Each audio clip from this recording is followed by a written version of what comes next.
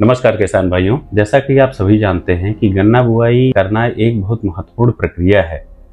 उस प्रक्रिया के तहत जब हम बुआई करने जाते हैं तो गन्ना बुआई में एक जो विशेष चीज का ख्याल रखना है कि बीज को किस तरीके से काटे। तो 2 आंख का जो बीज है गन्ने का वो सबसे ज्यादा इफेक्टिव होता है, उसका जर्मिनेशन बहुत ज्यादा है। और अगर आप कोशिश ये करें कि 2 आंख का बीज लें और साथ साथ गन्ने के ऊपर का भाग लें, नीचे का भाग चीनी मिल में सप्लाई कर दें। इसके साथ साथ जो दूसरा बहुत महत्वपूर्ण नियम है संतुलित पोषण का, तो संतुलित पोषण के लिए जैसा कि हमने पहले बताया था कि आप अपने खेत के संतुलित पोषण का मिट्टी परीक्षण के से जो रिपोर्ट आती है उसके हिसाब से करिए। तो आपके खेत के लिए जो मिट्टी परीक्षण के बाद में रिपोर्ट आई है उसके हिसाब से आप फर्टिलाइजर लीजिए। साथ साथ में उसमें आप 5 किलो रत्ना को मिलाइए। रत्ना इसलिए जरूरी है क्योंकि जैसा हम सभी जानते हैं एक पौधे के लिए 16 पोषक तत्वों की कम से कम जरूरत पड़ती है।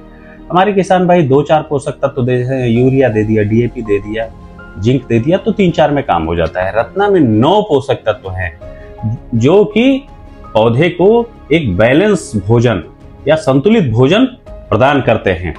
साथ साथ में अगर किसान भाई अपने खेत का जमीन का जो जमीन के अंदर कवक होते हैं जो जड़ों को सड़ाते हैं, अगर आपने अपने खेत में अंतिम जुताई के समय भारत डर्मा नहीं डाला है तो आप 3 किलो भारत डर्मा पर एकड़ के हिसाब से अपने खेत में डालिए। इससे क्या होगा, जो गन्ने में जड़ के या मिट्टी से संबंधित रोग आते हैं जैसे रेड रॉट है, बिल्ट है, उन सब में ये काफी मददगार होता है। जमीन के जो कवक हैं उनको सबको समाप्त कर देता है।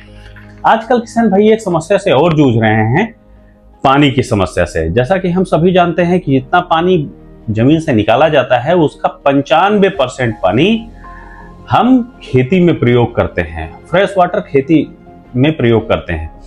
तो उसके लिए आर्गोनेक्स लाइफ साइंस एक प्रोडक्ट लाता है जो कि इंपोर्ट करते हैं मेनली हम इजराइल से।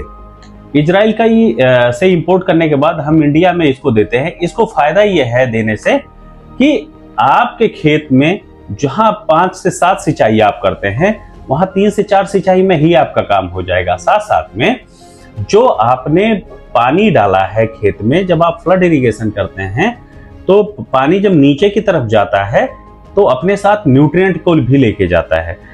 पाई सारे पोषक तत्व जो नीचे की तरफ जा रहे हैं उनको ही जड़ के पास रोक लेता है, क्योंकि इसकी जो पानी सोखने की क्षमता है वो जितना आप डालेंगे उसका 500 गुना पानी सोखता है ये।